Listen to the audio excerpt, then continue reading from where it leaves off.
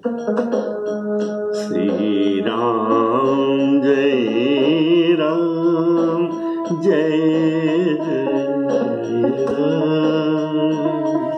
श्री राम जय राम जय जय राम, श्री राम जय राम जय जय राम, श्री राम जय राम जय जय।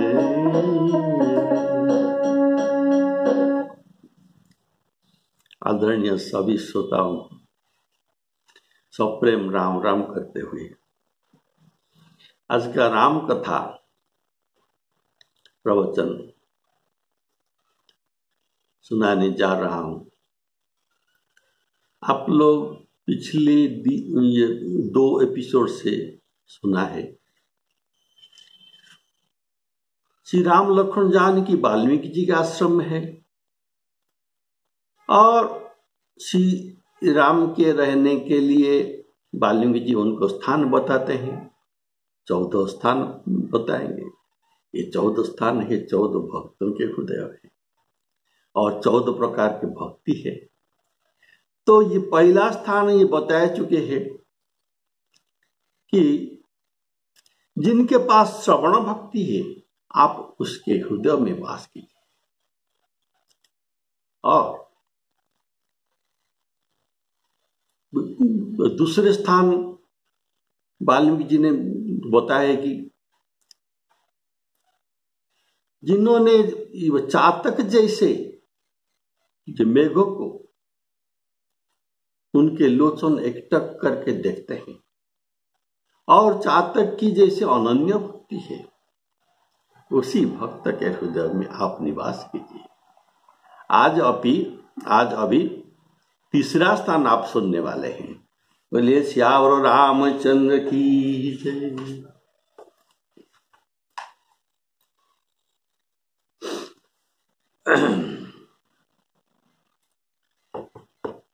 वाल्मीकि जी कहते हैं, हे श्री राम, आपके जसरूपी निर्मल मानस सरोवर में, यहाँ उपमा दिया गया है, आपके जस है एक निर्मल मानस सरोवर।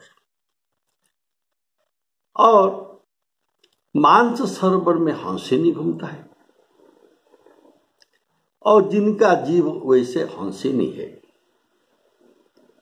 और हंसिनी वह मानस सरोवर भी आपके गुण समूह रूपी जो मोती को तो चुगती है, आपके गुण समूह रूपी मोती को चुगती है।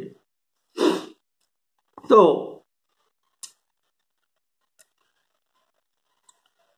सुरसरी सुभग वन जवन चारी, सुरसरी अर्थात मानस सरोवर में घूमने वाले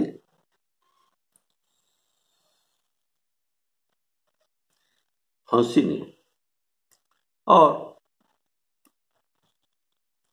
आपके जसरूपी वैसे मानस सरोवर में घूमने वाले हमारे जीवा। ये जीवा जिसकी आपकी गुण गाते हैं, जैसे मानस सरोवर में हंसिनी घूमते हैं वैसे जीवा श्री राम जी के जसरूपी सरोवर में घूमते हैं। और देखिए हंसिनी कहा गया है इसीलिए जीवा का शब्द दिया गया है। जीवा अर्थात ये भी आकारांत स्त्रीलिंग शब्द, इसीलिए हंसिनी भी स्त्रीलिंग। जसु तुम्हार मानस विमल, अर्थात आपके प्रत्येक दिव्य गुण, आपके जस अर्थात प्रभु के दिव्य गुण है, यथा धैर्य, उदारता, गंभीरता, सुशीलता, वात्सल्य भाव, करुणा आदि अनंत दिव्य गुणों के आधार है भगवान। उनके उदारता, गंभीरता, सुशीलता, वात्सल्य, करुणा आदि अनंत दिव्य गुण है। जिह्वा के दो कार्य होता है, एक है रसज्ञता, रस को जानता है, और दूसरा है भाषण। बिना जिह्वा के भाषण नहीं हो सकता। इसलिए गुण कीर्तन में, इसमें ये उसमें ये मस्त होता है। और गुणगान करना यह जिह्वा के कीर्तन भक्ति है, यह जिह्वा के कीर्तन भक्ति है। और हंसिनी का ये काम है, उनको ऐसी विवेक विधाता ने दिया है कि ये क्षीर और नीर को अलग अलग विवरण कर सकता है। इसीलिए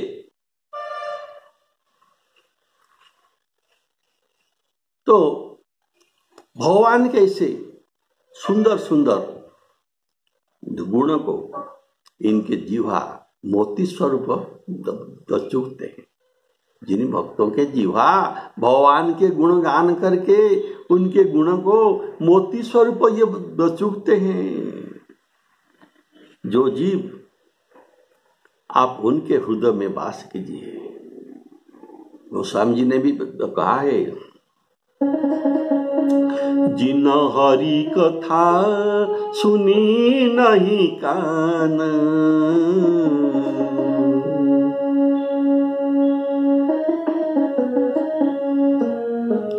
जो नहीं करही राम गुण गान।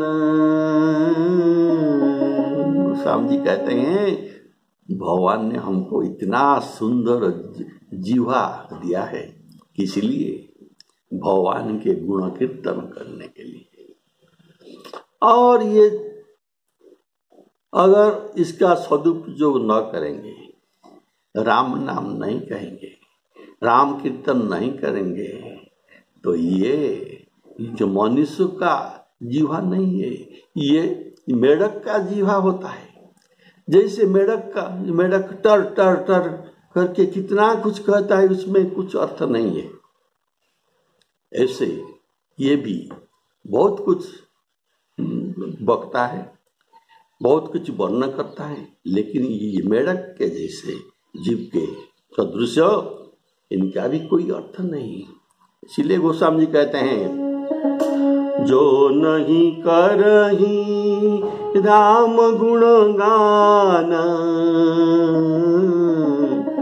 जीह सदा दूर जीह समान, जीह सदा दूर जीह समान। राम नाम के बिना वाणी सुंदर नहीं है, राम नाम के बिना मुख भी सुंदर नहीं है।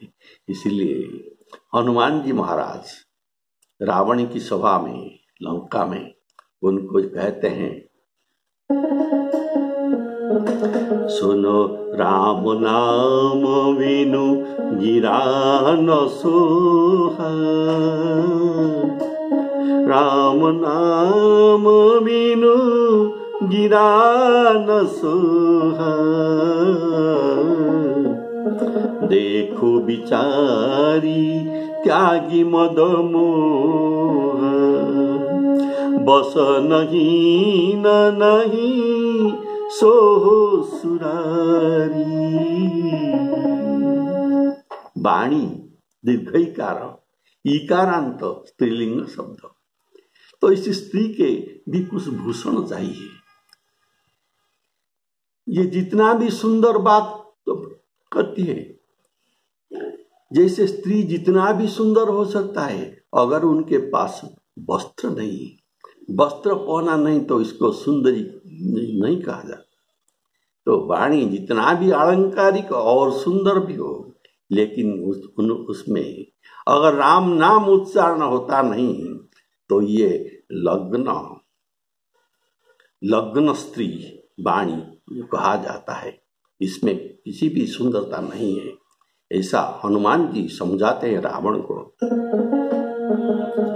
राम नाम बिनु गिरा न सोहा, गिरा रूपक स्त्री सोहा न सोहा, सुंदर नहीं दिखाई देता। देखो बिचारी त्यागी मद मोहा, श्री राम जय राम जय जय राम। जो नहीं करही राम गुणगान, जी हसोदा दूर जी समान। श्री राम जय राम जय जय राम। ये कीर्तन भक्ति आपने जो सुना, ये वाल्मीकि जी का ये कहने का राम जी के लिए तीसरा आश्रम और ये तीसरा प्रकार भक्ति। अभी चौथा भक्ति अर्थात श्री राम जी के रहने के चौथा स्थान आपको बताता हूं। बोलिए सियावर रामचंद्र की जय। इसमें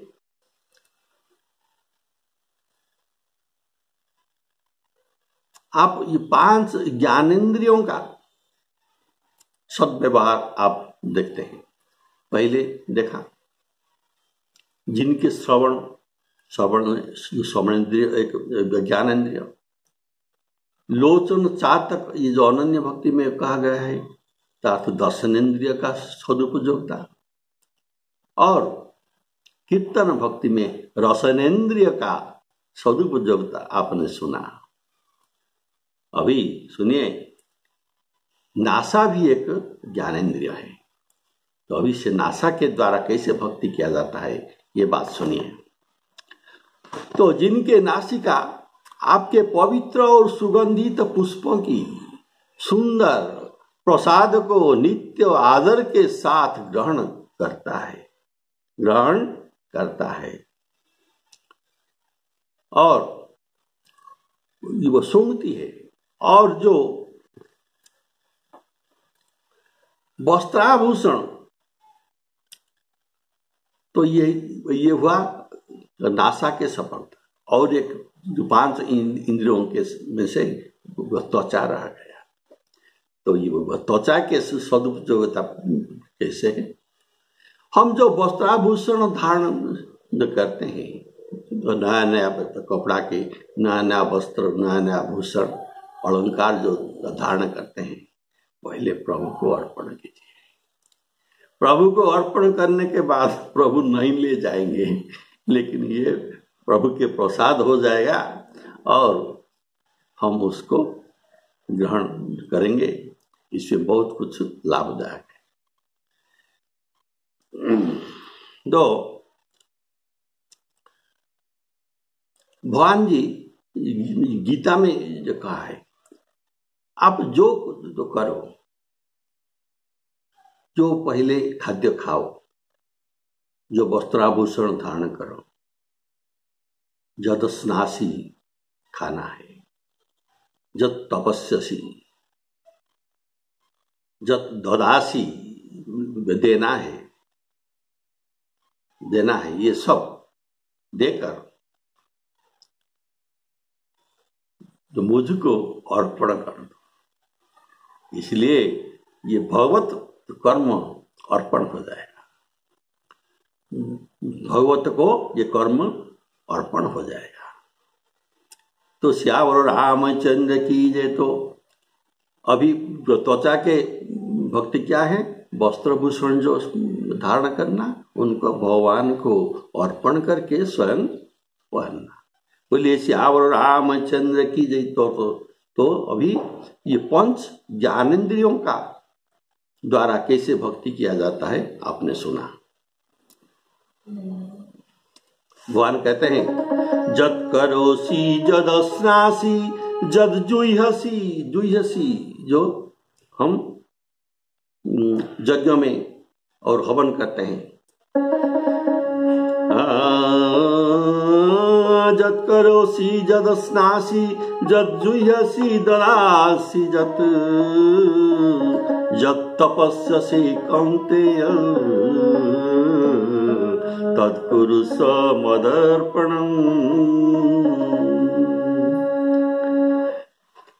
To every action there is an equal and opposite reaction. हम जो इसीलिए ये जो न्यूटन्स लॉ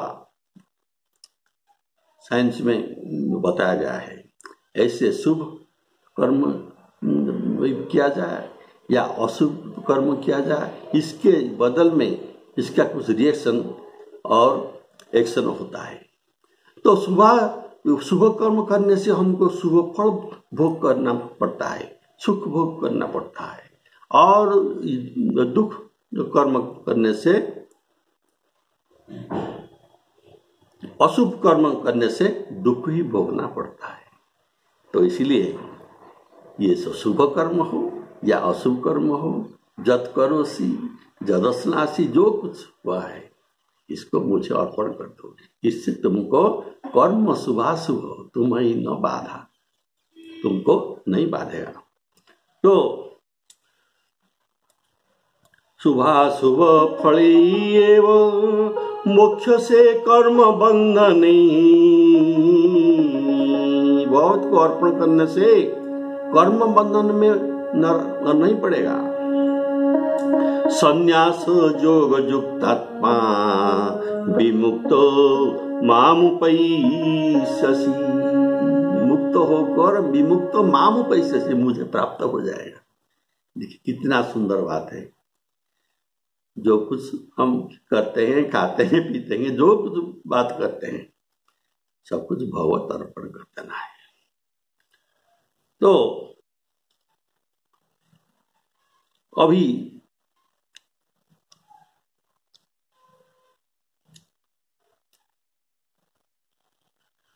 आपको चतुर्थ स्थान में अष्टांग,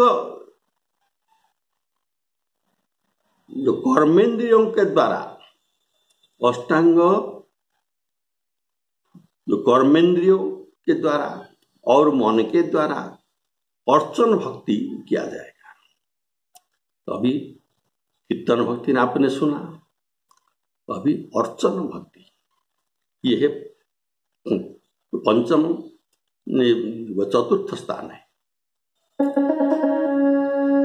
तो अभी हमारे साथ पाठ कीजिए रामचरितमानस। हमारे नीचे जो त्रिकोण चिन्ह है उनको थोड़ा छू देने से आपके मोबाइल के नीचे ये सब रामायण आपको दिखाई देगा।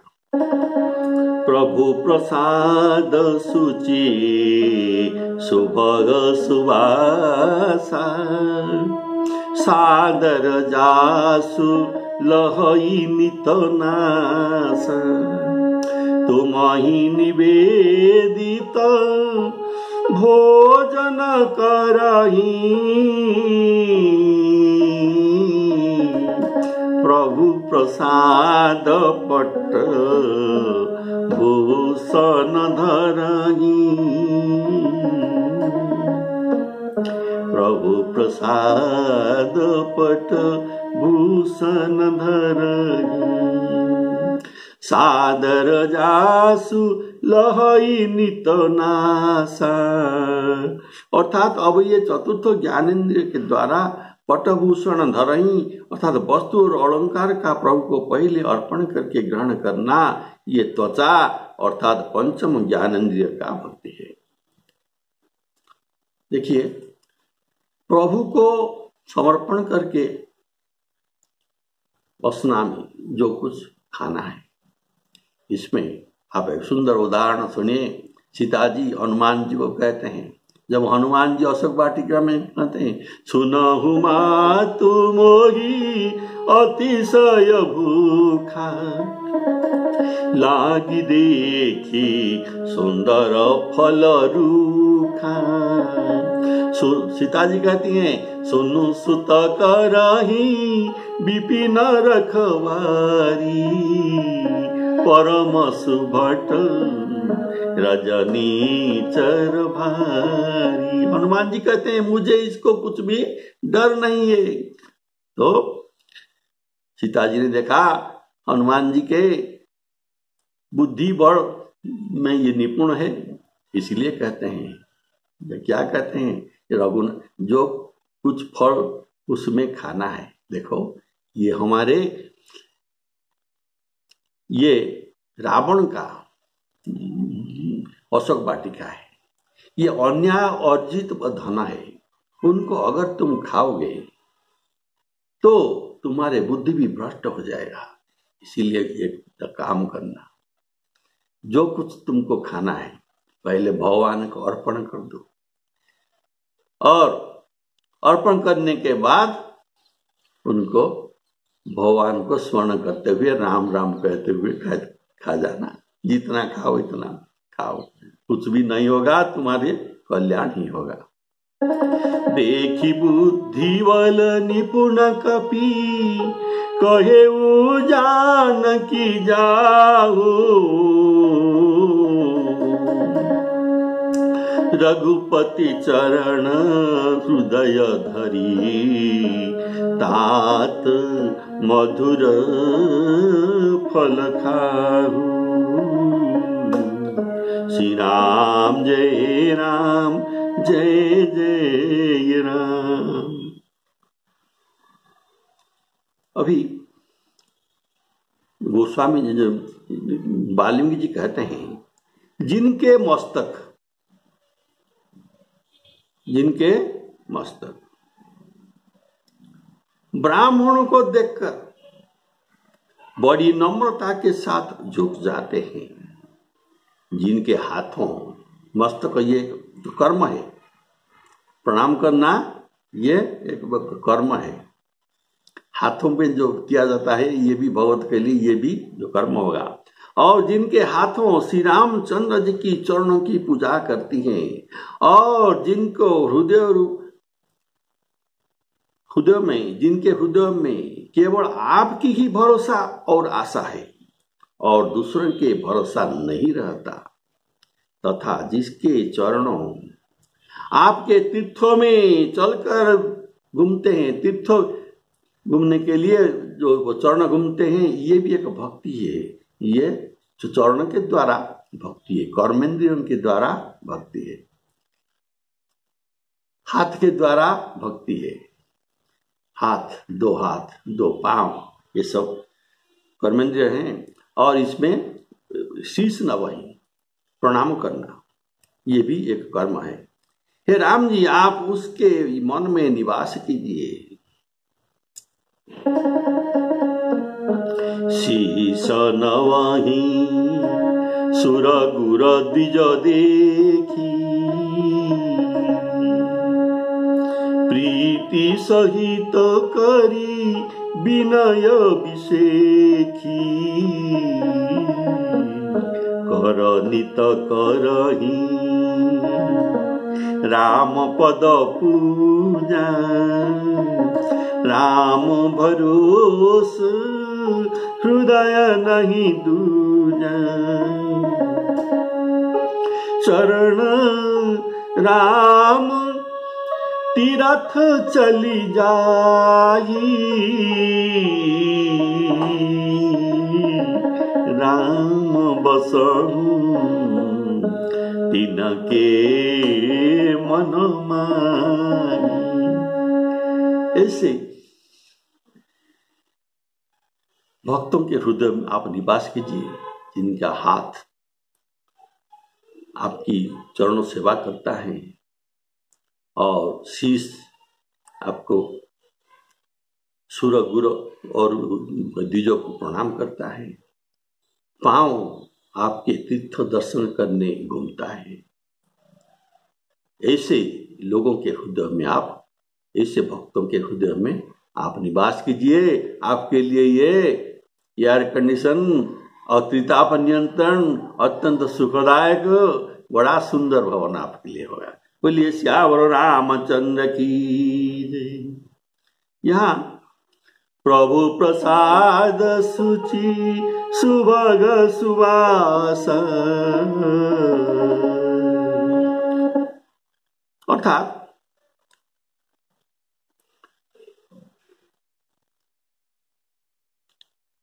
जो कि सुगंधित तुलसी, चंदन, धूप, पुष्पमाला इतर आदि सुगंधित द्रव्य जिनके नासा प्रभु के प्रसाद रूप में ग्रहण करता है, भगवान को नैवेद्य अर्पण करने के बाद वह प्रसाद ये खाता है, प्रसाद सेवन करता है। प्रसाद का सेवन हमें पवित्र करता है। प्रसाद हमें सेवन करने से हमें पवित्र होते हैं। तो भगवत प्रसाद को भगवत का स्वरूप जो कहा गया है, प्रसादं जगदीशस्य अत्र पानादिक च जत्र ब्रह्मवत निर्विकार ही विष्णु तथैव तत्। इस प्रसाद में, प्रसाद को सादर हाथ में ले, फिर लेने के बाद इसको मस्तक में लगाएं। तो सूंघना भी चाहिए, और प्रसाद को छोड़कर दूसरा कुछ सूंघना नहीं। प्रसाद में ही उत्तम सुवास। और तुम ही निवेदित भोजन करही, नैवेद्य को निवेदन करने में एक मंत्र आप लोग सुन लीजिए, और उसे भी भगवान को जो कुछ भी निवेदन करना है इस मंत्र पढ़कर आप निवेदन कर सकते हैं। तदीय वस्तु गोविंद, तदीय वस्तु गोविंद तुभ्यमेव समर्पये, गृहाणो सुमुखो भूत्वा प्रसीद परमेश्वर इति मंत्र पठित्वा श्री सीतारामाभ्यं नमः इदं नैवेद्यं समर्पयामि। बोलिए श्यावर रामचंद्र की जय। तो भोग कराने के बाद, प्रसाद हो जाने के बाद इसको जो पाना है, इसमें प्रसाद भाव ही रहना चाहिए। पूरी है, पायस है, बड़ा अच्छा है, कि मालपा है, ऐसा भाव उनमें रखना उचित नहीं। बोले श्यावर रामचंद्र की जय। तो प्रसाद में प्रसाद भाव रखना चाहिए। प्रसाद में प्रसाद को अनुभव करना चाहिए, अर्थात यह भगवान का अर्पण किया गया है, ऐसे भाव सदा रखना चाहिए। प्रसाद हो जाने के बाद इसमें चीनी या नमक डालना नहीं चाहिए। डालने पर, चीनी या नमक डालने पर प्रसाद का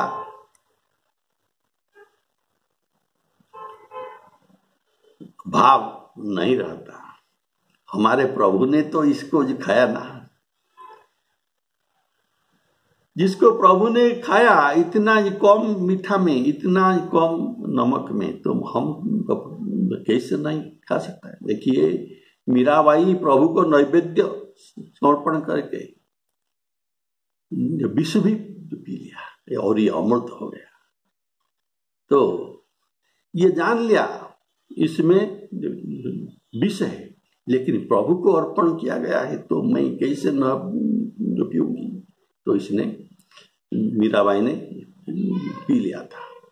तो प्रभु को अर्पण करने के बाद अच्छा नहीं हुआ, रसोई ठीक नहीं है, और इसमें नमक कम है, चीनी कम हो गया, ये सब भाव रखना नहीं चाहिए। कारण ये प्रसाद है, ऐसा उनको जो कहने से प्रसाद को पाप लगता है।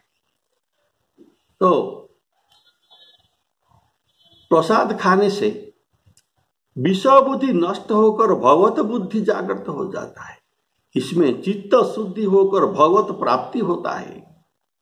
प्रभु प्रसाद पट भूषण धरही, अर्थात भगवान के पहनने हुए वस्त्र, ओढ़ने का वस्त्र, बिछोने का वस्त्र, भूषण प्रसाद, यह उत्तम वस्त्राभूषण है जिसको विषय वासना पूर्ति के लिए धारण करना नहीं चाहिए। शीश नवहि सुर गुर द्विज देखी, अर्थात देव मंदिर, देव मूर्ति, गुरु, सदगुरु, देवता, द्विज ब्राह्मणों को प्रणाम करना है। भगवान विप्रधेनु सुर संत हित लिंग मनुज अवतार, इनके लिए अवतार लेते हैं और इनको सम्मान करते हैं। केवल खड़े खड़े प्रणाम करने में ये ठीक नहीं है, ये नहीं हो जाता, ये यथेष्ट नहीं है। तो कैसे करना चाहिए? प्रीति सहित करी विनय विषेखी, अर्थात मन के द्वारा भी उनको प्रणाम करना चाहिए। शीश नवहि, अर्थात ये शरीर और कर्म इंद्रियों के द्वारा भक्ति, आपने सुना, शरीर के द्वारा शीश नवहि और इंद्रियों तो कर्मेंद्रियों का द्वारा भक्ति, कर के द्वारा भक्ति, चरणों के द्वारा भक्ति। विनय विषेखी, अर्थात इसमें मस्तक को नीचा करना ही चाहिए। प्रणाम करने के समय स्ट्रेट होकर न करके मस्तक को नीचा करके व नवाकर प्रणाम करना चाहिए। कर नित करही राम पद पूजा, इसमें षोडश उपचार पूजा करना चाहिए। और जो तुलसी उतारना, पुष्प उतारना, चढ़ाना और मंदिर में झाड़ू लगाना, वस्त्र, प्रभु के वस्त्र को प्रक्षालन करना, भगवान के पार्षदों को भी भोग लगाना, रसोई बनाना, बर्तन साफ करना, पंखा लगाना और भगवान के भक्तों के सेवा करना, उनके भोजन देना, ये सब कर्मेंद्रियों के द्वारा भक्ति है।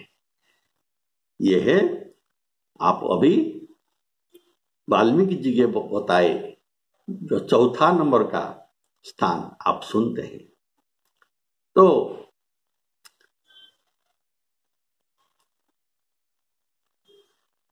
राम भरोस हृदय नहीं दूजा, राम जी पर भरोसा करना और किसी के ऊपर भरोसा नहीं।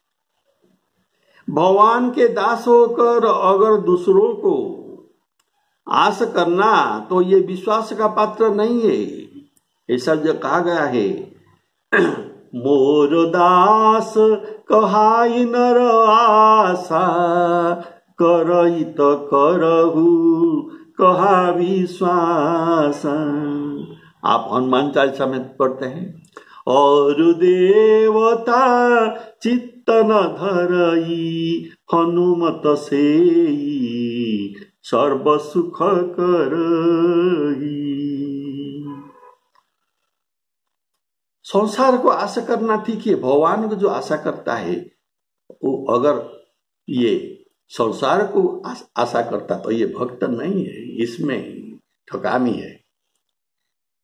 कारण संसार को आशा करना ये तो सभी स्वार्थपर है, संसार के लोग सब स्वार्थपर है। कारण गोस्वामी जी कहते हैं, सुर नर मुनि सबके यह रीति, स्वार्थ लागी करही सब प्रीति। और अगर दूसरों को भरोसा किया जाता है तो भगवान इसमें निश्चिंत हो जाते हैं। ये तो उनको भरोसा किया, मैं क्यों उनको साहाय्य करूं, मैं क्यों उनका बारे में चिंता करूं। इसलिए भगवान निश्चिंत हो जाते हैं। भक्ति केवल भगवान के ऊपर आशा और भरोसा करता है, ऐसे भक्त का लक्षण है। जो ऐसा करता है उनके सभी योगक्षेम भगवान ग्रहण करते हैं।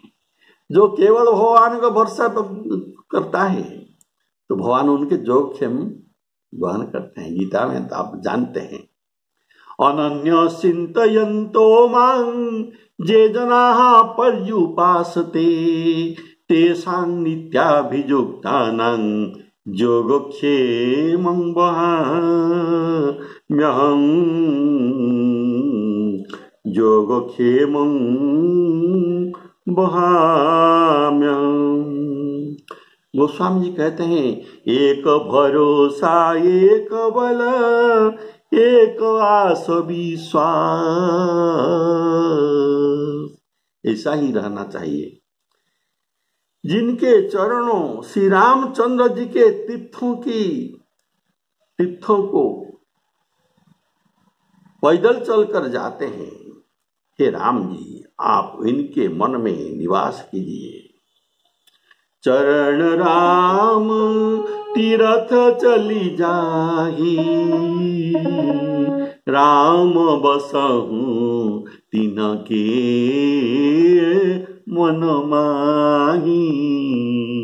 श्री राम जय राम जय जय राम। श्री सीताराम अर्पणामस्तु।